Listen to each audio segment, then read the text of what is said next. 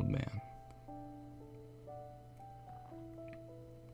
I don't know how scary that you will find this, but I can tell you that I was horrified. When I was around 12 years old, my parents rented an old shingle house in Massachusetts, about a mile from the beach. We stayed there for the summer, and we were pumped for 3 months in historic New England. The house was previously owned by a woman named Virginia. She was unmarried and lived there for many years with her elderly father, whom I don't know the name of. She was a perfectly normal woman who rode horses and kept a beautiful garden across the street. My parents never met her father, and we only talked to her a few times, as the rent transaction was done mostly through the realtor. The house was quite nice. It looked small from the outside, but once you went inside, there were countless small rooms.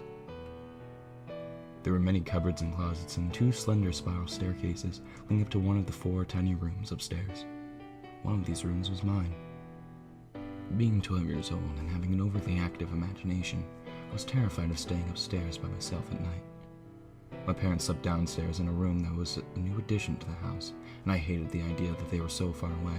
Finally, after a few sleepless nights and plenty of power tears, my parents agreed to let me sleep downstairs in the old living room, which had a fireplace and 2 doors, one leading to the kitchen and one leading to the new living room. I was extremely happy with this arrangement and felt sure that I would finally be able to fall asleep that night. That night, after saying goodnight to my parents, I lay down on my pull-out sofa, contented. But not for long.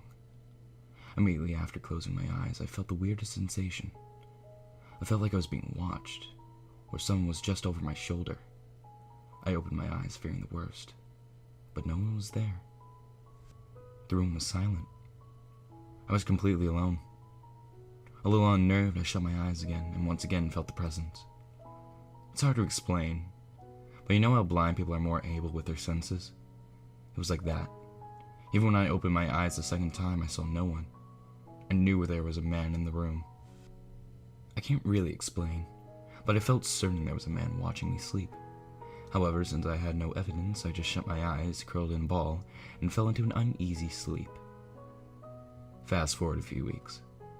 One of my friends was sleeping over, and we were, of course, staying in the house. Despite her protest that we should sleep upstairs, I insisted we stay downstairs. Even though nothing ever happened upstairs, I was still a little wary. That night, after gossiping for a few hours the only way 2 12-year-old girls can, we fell asleep. I should mention I never said anything about the man in the living room. That's where we were staying. I didn't want my friend to panic. I slept soundly that night. I guess it was probably because I had someone with me. The next morning when I woke up, my friend was already awake staring at me. "Katie," she said. I'm like, not crazy, but last night in the middle of the night, I woke up and felt like, "Oh my God," I said. "Do you feel like there was a man watching you sleep?" "At first," she said, her voice quivering. But when I opened my eyes, there was an old man standing in the doorway to the kitchen. He smiled at me and then he left. Our eyes grew wide as we stared at each other in terror, and then slowly turned to the door. We had shut it the night before. Now it was open just a crack. I told my parents about this after my friend had left, and they disregarded it, thinking it was just my imagination getting the better of me. But at the end of the summer, when I went home and had internet service again, I searched the history of the house. Virginia lived there for almost 20 years with her elderly father, a registered sex offender who was diagnosed with dementia at the age of 83. He returned to that house with his daughter and died a few months later in the house.